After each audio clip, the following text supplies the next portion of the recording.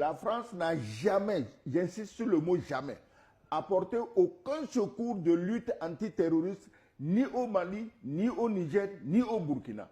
La seule chose que la France aurait dû faire, par exemple, c'est de rester neutre et de ne pas recruter, payer, blanchir, nourrir et approvisionner les terroristes en armes contre ces pays souverains.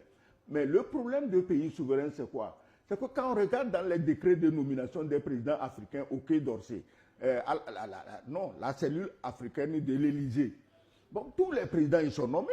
C'est là-bas aussi les décrets, tout ce qui gesticule là. Ils sont nommés à l'Élysée. Bon, je n'ai jamais vu le décret. Donc. Alors, on trouve qu'il y a 3 têtes qui n'ont pas été nommées à l'Élysée.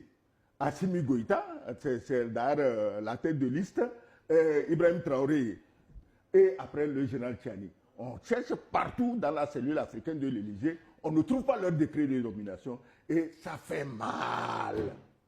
Comment on peut avoir un chef nègre qui n'a pas eu l'onction du chef blanc? Comment? C'est pas possible. Alors, pendant que la France brûle, je ne m'en réjouis pas. Parce qu'il ne faut pas confondre les Français et leurs dirigeants qui foutent la pagaille.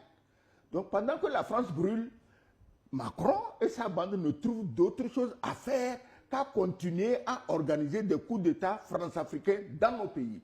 On trouve des petits zozos qu'on met devant qui se disent panafricains pour abuser les populations, alors qu'en fait, ils sont en pleine action france-africaine pour déstabiliser les pays.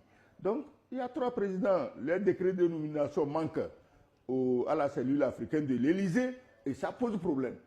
Aujourd'hui, la France elle-même, elle a ses problèmes. Elle doit, les dirigeants, je parle des dirigeants, doivent se concentrer à trouver une solution à ces problèmes. Mais non, il leur faut coup d'État, parce que les décrets de nomination de ces 3 chefs d'État et de leurs sympathisants, précisons, on ne les trouve pas au palais de l'Élysée, la cellule africaine. Là où tes opposants, là, quand ils vont à Paris, on les reçoit, ils sortent tout gonflés. Ah, moi j'étais à Paris, on m'a reçu au Quai d'Orsay, à la cellule africaine. Ça veut dire que les prochaines élections, mon décret sera signé, je serai président de mon pays. Tu vois, ça fait pitié, ça fait honte. Ouais. Lucas Baki, le Mali avait-il besoin de prendre des mesures de réciprocité en expulsant les 5 diplomates français? Mais bien sûr. Mais bien sûr, parce que là, on est en train de lui dénier son droit d'exercer sa souveraineté. Il n'avait pas d'autre choix que justement de rappeler à la France qu'il a en face un pays souverain et des dirigeants qui ont décidé de s'assumer comme tel.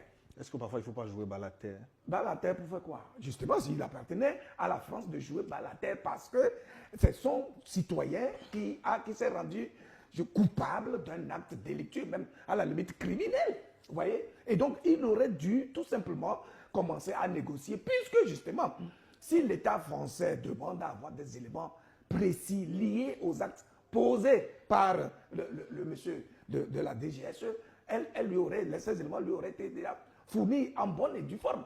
Et donc, c'est parce que la France sait clairement qu'en réalité, oui, ce monsieur n'est pas innocent, mais bon, écoutez, puisqu'il a l'habillage d'un diplomate, il faut l'expulser. Si on ne l'expulse pas, mais écoutez, nous, on va faire nos représailles. Et puis, en plus de ça, ils vont faire des menaces.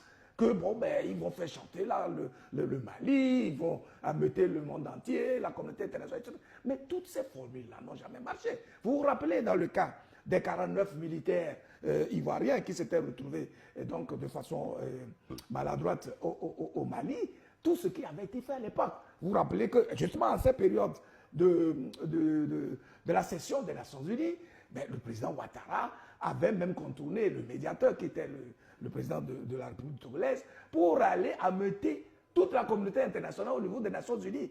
Et on a vu le secrétaire général à l'époque sortir, dire que non, ce ne sont pas des mercenaires. On a vu les Ambalo, etc. Tous, ils ont parlé, ils ont tout fait. Ils ont fait toutes les formes de pression possibles. Et il a fallu que Abdoulaye Maïga aille leur rappeler un certain nombre de fondamentaux liés au fonctionnement même de tous les États souverains. Et tout cela n'a rien donné. Il a fallu qu'au bout du compte, le président Ouattara envoie son ministre de la Défense, en tout cas une délégation conduite par son ministre de la Défense, à Bamako pour mettre bas la terre. C'est ça qui caractérise en fait l'être humain. C'est ça qui devrait aussi caractériser la gouvernance d'État et le leadership qui permet justement d'inspirer les peuples. Vous ne pouvez pas être dans le fauteuil du dirigeant avec cette responsabilité de conduire des millions de personnes sans avoir un sens de responsabilité suffisamment élevé et montrer l'exemple par les actes que vous posez. Tous les États sont régis par des mécanismes très clairs de fonctionnement. Et même les conventions internationales sont aussi là. Mais vous n'allez pas dire oui, parce que nous, on est une puissance, entre guillemets, et donc les autres n'ont pas droit à la parole. Nous leur intimons les ordres pour qu'ils puissent agir. Ça ne peut pas marcher, en tout cas dans le cas précis des pays de l'AES et notamment du Mali, ça n'a jamais marché et je ne crois pas que ça marchera demain. Excellence. Tu demandes si le Mali avait raison de prendre des mesures de réciprocité. Exactement. Non, Gilles, je crois quand même qu'il y a un problème. Il y a un problème de fond. Hein. Depuis le Code noir, les 12 ou 11 accords coloniaux, il y a un problème de fond, c'est que il faudrait qu'un jour arrive à la tête de la France des dirigeants qui, acceptent que les Noirs sont des humains. C'est très important. Des dirigeants qui acceptent que les Noirs sont des humains. 2, que ces Noirs humains-là ont des chefs et qu'il faut respecter ces chefs. Maintenant, s'il y a un déni d'humanité flagrant